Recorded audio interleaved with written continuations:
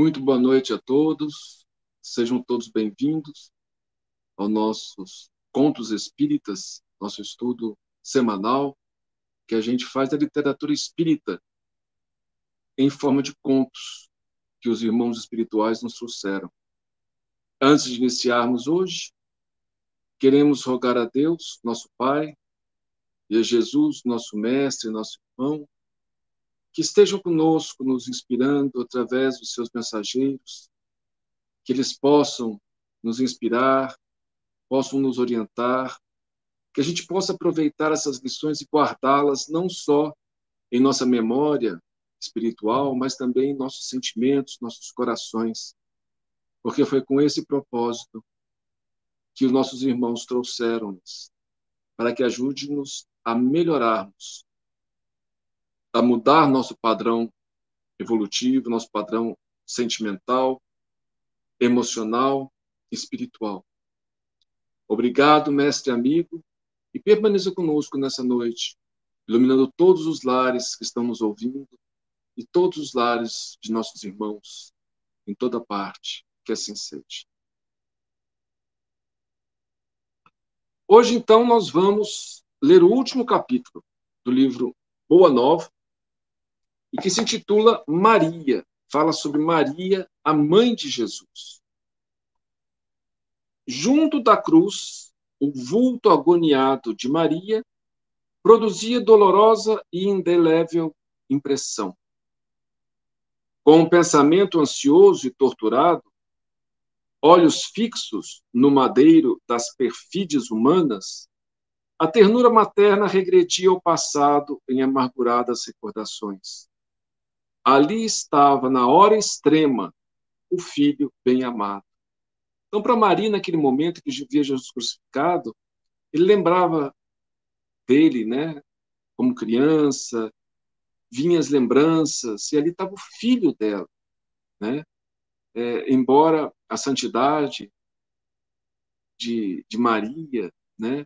Mas naquele momento ela não tinha a dimensão, aliás, como nenhum deles, nenhum dos discípulos também tinha a dimensão de quem era Jesus em toda a sua magnitude. Elas sabiam que era o enviado de Deus, mas naquele momento era apenas o amigo, no caso dos discípulos, né? Mestre querido, e no caso de Maria, apenas o seu filho, que estava padecendo, que estava sofrendo. Maria deixava-se ir na corrente infinita das lembranças. Eram as circunstâncias maravilhosas em que o nascimento de Jesus lhe fora anunciado. A amizade de Isabel, as profecias do velho Simeão, reconhecendo que a assistência de Deus se tornara incontestável.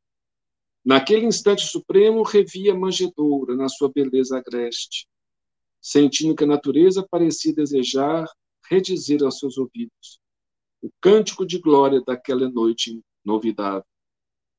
Por meio do véu espesso das lágrimas, repassou, uma por uma, as cenas da infância do filho estremecido, observando o alarme interior das mais doces reminiscências. Então, lembrando as cenas do filho, né, o filho em casa, imagina, né, e vendo ele ali crucificado, e sem nenhuma revolta no peito, apenas dor, né? Realmente é um grande exemplo para todos nós. Nas menores coisas, reconhecia a intervenção da providência celestial. Entretanto, naquela hora, seu pensamento vagava também pelo vasto mar das mais aflitivas indagações. Que fizera Jesus por merecer tão amargas penas? Não ouvira crescer de sentimentos imaculados? Desde os mais tenros anos, observava o carinho fraterno que dispensava a todas as criaturas. Frequentemente ia buscá-lo nas ruas empedradas, em que a sua palavra carinhosa consolava os transeuntes desamparados e tristes.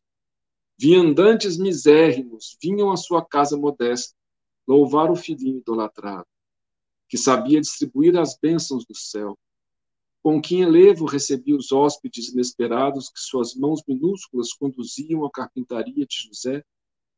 Lembrava-se bem de que um dia a divina criança guiara à casa dois malfeitores publicamente reconhecidos como ladrões, e era de ver-se a amorosa solicitude com que seu vulto pequenino cuidava dos desconhecidos como se fossem seus irmãos. Muitas vezes comentara a excelência daquela virtude santificada, receando pelo futuro do seu adorável filho. Depois do caricioso ambiente doméstico, era a missão celestial dilatando-se em colheita de frutos maravilhosos. Eram paralíticos que retomavam os movimentos da vida, cegos que se reintegravam nos sagrados dons da vista, criaturas famintas de luz e de amor, que se saciavam na sua lição de infinita bondade. Que profundos desígnios haviam conduzido seu filho à cruz? Uma voz amiga lhe falava ao espírito, dizendo das determinações justas de Deus, e precisam ser aceitas para a redenção divina das criaturas. Seu coração rebentava em tempestades de lágrimas, contudo, no santuário da consciência, repetia a sua afirmação de sincera humildade: faça-se na escrava a vontade do Senhor. Então, Maria, apesar das lembranças, apesar das indagações, perguntando a si mesma o que fez meu filho para fazer passar por isso, e ouvindo na voz da inspiração dos anjos que Deus tem os seus caminhos, às vezes misteriosos, ela repetia, serena: e faça-se em mim, né, que faça-se na escrava a vontade do Senhor. De alma angustiada, notou que Jesus atingiu o último limite dos padecimentos. Alguns dos populares multiplicavam as pancadas, enquanto as lanças riscavam o ar.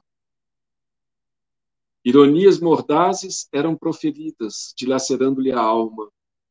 Em meio a algumas mulheres compadecidas, Maria reparou que alguém lhe pousara as mãos de leve sobre os ombros. Deparou-se-lhe a figura de João, que, vencendo a fraqueza em que havia mergulhado os demais companheiros, lhe estendia os braços amorosos. Silenciosamente, o filho de Zebedeu abraçou-se àquele triturado coração maternal. Então, João estava ali junto com ela. Maria deixou-se enlaçar pelos discípulos queridos, e ambos, ao pé do madeiro, buscaram ansiosamente a luz daqueles olhos misericordiosos. Foi aí que a fronte do divino supliciado se moveu, revelando perceber a ansiedade daquelas duas almas. Meu filho, exclamou a Marte, em aflição diante da serenidade daquele olhar. O Cristo pareceu meditar, mas, como se quisesse demonstrar, no instante derradeiro, a grandeza de sua coragem e a sua perfeita comunhão com Deus, replicou: Mãe, eis aí teu filho. E, dirigindo-se de modo especial ao apóstolo, disse: Filho, eis aí tua mãe. Maria envolveu-se no véu do seu pranto doloroso, mas o grande evangelista compreendeu que o mestre, na sua última lição, ensinava que o amor universal era sublime, coroamento de sua obra. Entendeu que no futuro a claridade do reino de Deus revelaria aos homens a necessidade de cessação de todo o egoísmo e que no santuário de cada coração deveria existir a mais abundante cota de amor, não só para o círculo familiar, senão também para todos os necessitados do mundo. Por muito tempo, conservaram-se ainda ali, em preces silenciosas, até que o mestre, exânime, fosse arrancado à cruz, antes que a tempestade mergulhasse a paisagem castigada de Jerusalém. Após a separação dos discípulos, que se dispersaram por lugares diferentes para a difusão da Boa Nova, então aqui já é uma outra fase, né? Bem mais adiante, depois que todos já tinham passado, Jesus já tinha aparecido para eles tinham resolvido levar o evangelho a terras desconhecidas, né? Então, aqui está falando que após a separação deles, que foram para difundir a Boa Nova por várias regiões do mundo conhecido, Maria retirou-se para a Bataneia, onde alguns parentes mais próximos a esperavam. Os anos começaram a rolar, silenciosos e tristes, para a angustiada saudade de seu coração. Tocada por grandes dissabores, observou que, em tempo rápido, as lembranças do filho amado se convertiam em elementos de ásperas discussões entre os seus seguidores. Então, começou a observar que a lembrança de Jesus foi se apagando e começaram as discussões entre os seus seguidores sobre pontos que não eram tão importantes assim, né? E o que ele veio fazer, a sua memória mesmo, foi sumindo. Na Bataneia, pretendia-se manter uma certa aristocracia espiritual, por efeito dos laços consanguíneos que ali aprendiam, em virtude dos elos que a ligavam a José. Em Jerusalém, digladiavam-se os cristãos e os judeus. Na Galiléia, os antigos cenáculos, simples e amoráveis da natureza, estavam tristes e desertos. Para aquela mãe amorosa, o tempo assinalava sempre uma saudade maior e uma esperança cada vez mais elevada no céu.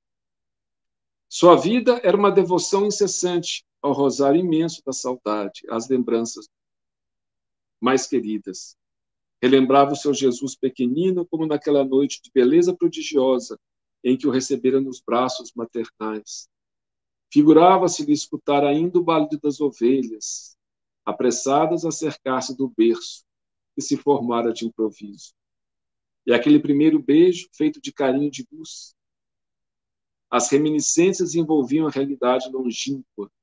Em seguida, eram ridas recordações da sua alma rica de sentimentalidade. Nazaré lhe voltava à imaginação com as suas paisagens de felicidade. A casa singela, a fonte amiga, a sinceridade das afeições, o lago majestoso, no meio de todos os detalhes, o filho adorado, trabalhando e amando, no erguimento da mais elevada concepção de Deus entre os homens da terra. De vez em quando parecia vê-lo em seus sonhos repletos de esperança. Jesus lhe prometia o júbilo de sua presença e participava da carícia de suas recordações. A esse tempo, então ela ficava só lembrando disso, né? No caso de parentes, na Betaneia. A esse tempo, o filho de Zebedeu, João, tendo presentes as observações que o mestre lhe fizera na cruz, surgiu na Bataneia, oferecendo àquele espírito saudoso de mãe o refúgio amoroso de sua proteção. Maria aceitou o oferecimento com satisfação imensa. E João lhe contou a sua nova vida. Instalara-se definitivamente em Éfeso, onde as ideias cristãs ganhavam terreno entre almas devotadas e sinceras. Nunca esquecera as recomendações do Senhor, e no íntimo guardava aquele título de filiação como das mais altas expressões de amor universal para com aquela que recebera o Mestre nos braços. Maria escutava-lhe as confidências, num misto de reconhecimento e de ventura. João continuava a expor-lhe os seus planos. Levá-la-ia consigo, andariam ambos na mesma associação de interesses espirituais. Seria seu filho desvelado, enquanto receberia de sua alma generosa a ternura maternal. Demorara-se a vir, explicava ele, porque lhe faltava uma choupana onde se pudessem abrigar. Entretanto, um dos membros da família real de Adiabne, convertido ao amor do Cristo, lhe doaram uma casinha pobre, ao sul de Éfeso. A habitação simples e pobre demorava num promontório, de onde se avistava o mar. Um lugar bonito, né? No alto da pequena colina, distante dos homens e do altar imponente da natureza, se reuniriam ambos para cultivar a lembrança permanente de Jesus. Maria aceitou alegremente. Dentro de breve tempo, instalaram-se no seio amigo da natureza, em frente ao oceano. Éfeso ficava pouco distante, porém todas as adjacências se povoavam de novos núcleos de habitações alegres e modestas. A casa de João, ao cabo de algumas semanas, se transformou num ponto de assembleias adoráveis. Maria externava suas lembranças. Falava dele com maternal enternecimento, enquanto o apóstolo comentava as verdades evangélicas. Vezes inúmeras a reunião somente terminava noite alta, quando as estrelas tinham maior brilho. Decorrido alguns meses, grandes fileiras de necessitados acorriam ao sítio singelo. A notícia de que Maria descansava agora entre eles espalhara um clarão de esperança por todos os sofredores. Ao passo que João pregava na cidade as verdades de Deus, ela atendia, no pobre santuário doméstico, aos que a procuravam, exibindo-lhe suas úlceras e necessidades. Sua choupana era então conhecida pelo nome de Casa da Santíssima. Então, ali, naquela choupana simples, na cidade de Éfeso, né? Então, eles recebiam, começou a vir gente ali para visitá-la, sabendo que ela estava ali, né? E muitos necessitados. Então, enquanto João ficava pregando na cidade, falando, ela estava ali, ajudando, amparando aqueles que a procuravam. O fato tivera origem em certa ocasião, quando um miserável leproso, depois de aliviado em suas chagas, lhe beijou as mãos, falando: Senhora, sois a mãe de nosso mestre e nossa mãe santíssima. Foi aí, né, pela primeira vez, ficou essa expressão, mãe santíssima. A tradição criou raízes em todos os espíritos. Quem não lhe devia o favor de uma palavra maternal nos momentos mais duros? E João consolidava o conceito, acentuando que o mundo lhe seria eternamente grato, pois fora pela sua grandeza espiritual que o emissário de Deus pudera penetrar a atmosfera escura do mundo. Na sua humildade sincera, Maria se esquivava as homenagens, mas aquela confiança filial com que lhe reclamavam a presença era para sua alma um brando e delicioso tesouro. O título de maternidade fazia vibrar o seu espírito. Diariamente acorriam desamparados, suplicando a sua assistência. Eram velhos, trôpegos e desenganados, que lhe vinham ouvir as palavras. Minha mãe, dizia um dos mais aflitos, como poderei vencer as minhas dificuldades? Sinto-me abandonado na estrada escura. E Maria lhe enviava e dizia, isso também passa. Dizia ela, só o reino de Deus é bastante forte para nunca passar de nossas almas, como eterna realização do amor divino. Seus conceitos abrandavam a dor dos mais desesperados. A igreja de Éfeso exigia de João a mais alta expressão de sacrifício pessoal, pelo que, com o decorrer do tempo, quase sempre Maria estava só, quando a legião humilde dos necessitados descia rumo aos lares mais confortados e felizes. Os dias e as semanas, os meses e os anos passaram incessante, trazendo-lhes as lembranças mais ternas. Suas meditações, a velhice não lhe acarretara nem cansaços, nem amarguras. Suas meditações eram suaves, colóquios, com as lembranças do filho muito amado. Súbito recebeu notícias de que um período de dolorosas perseguições se havia aberto para todos os que fossem fiéis à sua doutrina, à doutrina do seu filho, do seu Jesus divino. Alguns cristãos banidos de Roma traziam a Éfeso as tristes informações. Escravizavam-se os seguidores do Cristo, destruíam-se os lares, metiam-nos nas prisões. Então, num crepúsculo estrelado, Maria entregou-se às orações, pedindo a Deus por todos aqueles que se encontrassem em angústias do coração por amor de seu filho. Embora a soledade do ambiente, não se sentia só. Uma força singular lhe banhava a alma toda.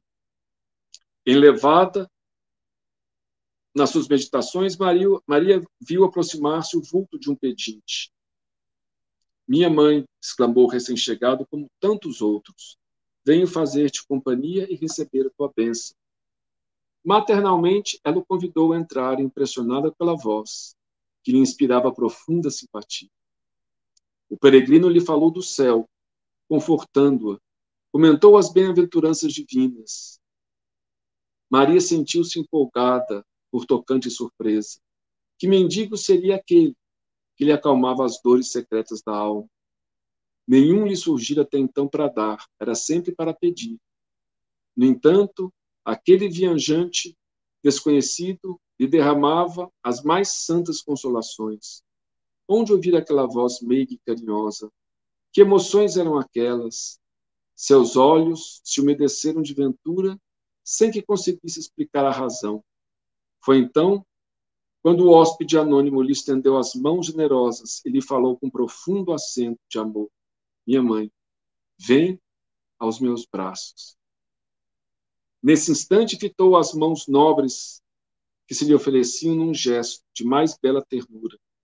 Tomada de comoção profunda, viu nela duas chagas, como as que seu filho revelava na cruz. E, instintivamente, dirigindo o olhar ansioso para os pés do peregrino, divisou também as úlceras causadas pelos cravos. Não pôde mais, compreendendo a visita amorosa que Deus lhe enviava, bradou com infinita alegria: meu filho, as úlceras que te fizeram. E, precipitando-se para ele como mãe carinhosa e desvelada, quis certificar-se, tocando a ferida que lhe fora produzida perto do coração. Suas mãos ternas e solícitas o abraçaram na sombra visitada pelo luar. A chaga lateral também lá estava. Não conseguiu dominar o seu intenso júbilo. Num ímpeto de amor, fez um movimento para se ajoelhar. Queria abraçar-se aos pés de seu Jesus. Ele, porém, levantando-a, cercada de um halo de luz celeste, se lhe ajoelhou aos pés e, beijando-lhe as mãos, disse: sim, minha mãe, sou eu. Venho buscar-te, pois meu Pai quer que sejas no meu reino a rainha dos anjos. Maria cambaleou, tomada de inexprimível ventura. Queria dizer da sua felicidade, manifestar seu agradecimento a Deus, mas o corpo se lhe paralisara, enquanto seus ouvidos chegaram os ecos suaves da saudação dos anjos. No outro dia, 2 portadores humildes desciam a Éfeso, de onde regressaram com João, para assistir aos últimos instantes daquela que lhes era devotada à Mãe Santíssima. Maria já não falava. Numa inesquecível expressão de serenidade, por longas horas ainda esperou a ruptura dos últimos laços que aprendiam a vida material. A alvorada desdobrava o seu formoso leque de luz, quando aquela alma eleita se elevou da terra, onde tantas vezes chorara de júbilo, de saudade e de esperança. Não mais via seu filho, que certamente a esperaria no seu reino, mas extensas multidões de entidades angélicas a cercavam cantando hinos de glorificação. Experimentando a sensação de se estar afastando do mundo, desejou rever a Galiléia. Bastou a manifestação da sua vontade para que a conduzisse à região do lago de Genezaré. Reviu todos os quadros do apostolado do seu filho. Lembrou-se então de daquele instrumento da natureza Jesus cantara o mais belo poema de vida e amor. Aquelas águas mansas, filhas do Jordão, haviam sido as cordas sonoras do cântico evangélico. Dulcíssimas alegrias lhe invadiam o coração, quando Maria se lembrou dos discípulos perseguidos pela crueldade do mundo e desejou abraçar os que ficariam no vale das sombras. Emitindo esse pensamento, imprimiu novo impulso às multidões espirituais que seguiam de perto. Em poucos instantes, seu olhar divisava uma cidade soberba. Os mármores mais ricos esplendiam. Mais alguns momentos, e seu olhar descobria outra multidão guardada a ferros em escuros calabouços. Penetrou os sombrios cárceres, onde centenas de rostos retratavam padecimentos atrozes. Os condenados experimentaram no coração um consolo desconhecido. Maria se aproximou de um a um e orou com as suas preces, cheias de sofrimento e confiança. Sentiu-se mãe daquela assembleia. Espalhou a claridade misericordiosa de seu espírito entre aquelas fisionomias pálidas e tristes. Maria aliviou-lhes o coração, que possuía para lhes dar. Deveria suplicar a Deus para eles a liberdade. Jesus ensinara, porém, que com ele todo jugo é suave, todo fardo seria leve. Recordou que seu filho deixara a força da oração como um poder incontrastável entre os discípulos. Então rogou ao céu que lhe desse a possibilidade de deixar entre os cristãos a força da alegria. Foi quando, aproximando-se de uma jovem encarcerada, lhe disse ao ouvido: Canta, minha filha, tenhamos bom ânimo, convertamos as nossas dores da terra em alegrias para o céu. A triste prisioneira nunca saberia compreender o porquê da emotividade, de olhos estáticos contemplando o firmamento luminoso, por meio das grades, cantou um hino de profundo e enternecido amor a Jesus, em que traduzia sua gratidão pelas dores que lhe eram enviadas. Daí a instante, seu canto melodioso era acompanhado pelas centenas de vozes dos que choravam no cárcere. Logo, a caravana majestosa conduziu ao reino do Mestre a bendita entre as mulheres. E desde esse dia, nos tormentos mais duros, os discípulos de Jesus têm cantado na terra, exprimindo seu bom ânimo e a sua alegria, guardando a suave herança de Nossa Mãe Santíssima. Por essa razão, irmãos meus, quando ouvides o cântico nos templos das diversas famílias religiosas do cristianismo, não vos esqueçais de fazer no coração um brando silêncio, para que a rosa de Nazaré espalhe aí o seu perfume. Então, essa foi a história final de Maria. Maria permaneceu ali, primeiro, né, em Jerusalém, depois foi para Betanéia com os parentes, quando João, lembrando da promessa, né, do compromisso que Jesus tinha passado, a chamou para morar em Éfeso, uma cidade bem distante, né, na Turquia, que hoje a Turquia, naquela época não era, mas em frente ao mar. E ali ela começou a receber muita gente, até que um dia ela recebeu um mendigo, e com uma voz suave, e o mendigo começou a lhe consolar, ainda lhe pedir consolo. E quando ela olhou para ele, ela viu as chagas na mão e as chagas no pé. E aí ela reconheceu Jesus, abraçou, e ele falou, né, que o seu pai, que o nosso Deus, que Deus, nosso pai, né, queria ela como rainha nos céus. E ali, mas mesmo assim, ela não desencarnou naquele instante. Ela passou algum tempo ainda, João foi chamado, ele estava na cidade, e aí ela desencarna, é recebida por anjos. E aí ela quer rever a Galileia, e os anjos a levam a Galileia, onde ela reviu aquelas paisagens maravilhosas, tanto conforto traziam ao seu coração. Depois, ela quis visitar os cristãos que estavam presos em Roma. Ela foi levada lá, e vendo aquele sofrimento, ela inspirou uma menina a cantar. E aí todos começaram a cantar, e até hoje os cristãos cantam, inspirados por Maria de Nazaré. Então, essa história tão linda, né? E que lembra o poder desse Espírito maravilhoso, que até hoje faz coisas fantásticas no mundo espiritual, né? Tem aquele, inclusive, os socorros, né?